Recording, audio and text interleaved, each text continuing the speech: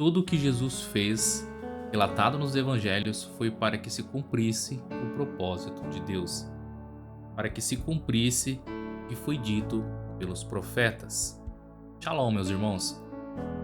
Vamos meditar em uma passagem poderosa onde tem grande ensinamento nas palavras relatadas aqui no Evangelho de Mateus, que se encontra a partir do capítulo 8, verso de número 14, que fala sobre a cura da sogra de Pedro. Esse acontecimento não é simplesmente para nos mostrar o que Jesus fazia e o que Jesus pode fazer nos dias de hoje, mas sim o propósito por trás de tudo o que ele fez para que se cumprisse o que foi dito pelos profetas, que diz assim: E Jesus, entrando em casa de Pedro, viu a sogra deste acamada e com febre, e tocou-lhe a mão, e a febre a deixou. E levantou-se e serviu-os. E à chegada da tarde, trouxeram-lhes muitos endemoniados, e ele, com suas palavras, expulsou deles os espíritos, e curou outros que estavam enfermos. Preste atenção no verso de número 17, que diz assim: Para que cumprisse o que foi dito pelo profeta Isaías, que diz: Ele tomou sobre si as nossas enfermidades, levou as nossas doenças. Ou seja, aqui nessa passagem não é falado sobre só o que Jesus fez curando aqueles discípulos, mas para mostrar que ele estava cumprindo aquilo que os profetas disseram no passado sobre a vinda do Filho de Deus para redimir os nossos pecados. Deus nunca quis se afastar da sua criação. No Antigo Testamento, nós vemos claramente Deus fazendo com que o seu povo viesse a se aproximar de Deus, mas devido ao pecado cometido por Eva e por Adão, o seu povo sempre estava constantemente se desviando dos caminhos do Senhor, praticando iniquidade. E essa profecia eu quero ler para vocês também em Isaías 53, a partir do verso número 1, que diz assim: Quem deu crédito à nossa pregação? A quem se manifestou a obra do Senhor?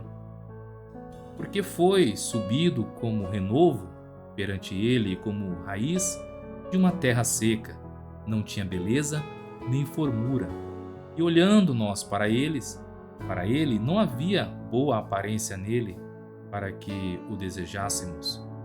Era desprezado e o mais rejeitado entre os homens de dores e experimentando-nos sofrimento, e como que quem os homens escondia o rosto. Era desprezado e não fazemos dele caso algum.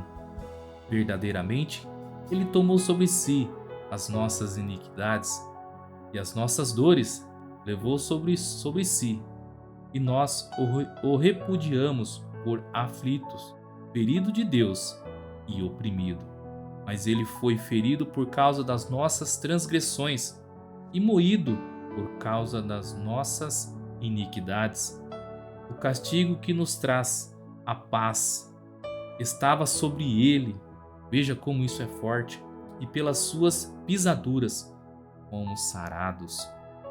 Todos nós andávamos desgarrados como ovelhas, cada um se desviava pelo seu caminho, mas o Senhor fez cair sobre ele a iniquidade de todos nós. Veja como isso é forte. O próprio Deus fez cair sobre seu Filho todos os nossos pecados, todas as nossas enfermidades. Ele foi oprimido e afligido, mas não abriu a sua boca.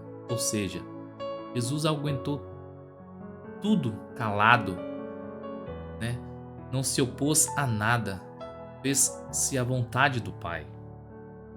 Como um cordeiro foi levado ao matadouro, e como ovelha muda perante os seus tosqueadores, assim ele não abriu a sua boca. Da opressão e do juízo foi tirado. E quem contará o tempo da sua vida? Porquanto foi cortado da terra dos viventes, ou seja, dessa terra. Pela transgressão do meu povo ele foi atingido. E puseram a sua sepultura com os ímpios e com o rico na sua morte, ainda que nunca cometeu injustiça. Ou seja, Jesus nunca cometeu pecado. Recebeu sobre si o meu e o seu pecado. Não houve justiça, engano na sua boca. Todavia ao Senhor agradou moê-lo. Olha essa palavra.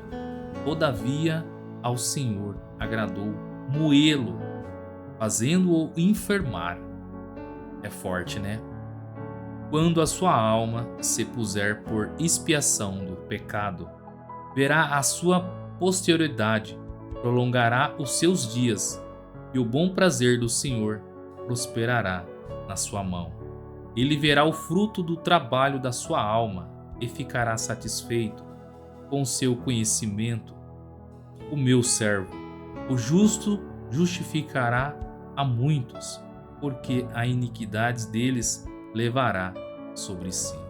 Veja como isso realmente nos faz refletir sobre como Jesus se entregou por nós. Veja, não é sobre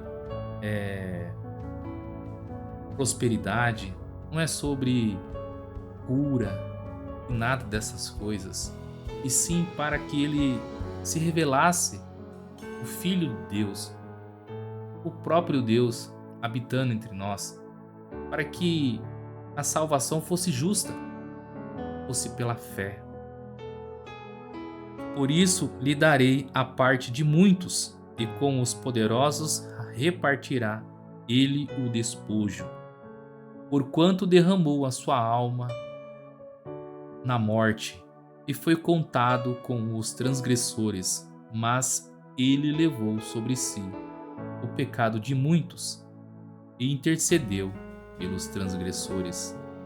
Quando nós lemos os evangelhos, chegamos na parte da sua crucificação, Jesus mesmo, ele clama por nós. Ele fala assim: Pai, perdoa-os, pois eles não sabem o que fazem. Nós somos os transgressores naquela época e crucificaram o Senhor Jesus. Todos nós somos pecadores, né? Somos, infelizmente, tragados pelo pecado de Eva e Adão. Mas o Senhor Jesus redimiu os nossos pecados. Ele é o nosso advogado, nos defende, de Satanás quando vem acusar eu e você de pessoas que não merecem a salvação.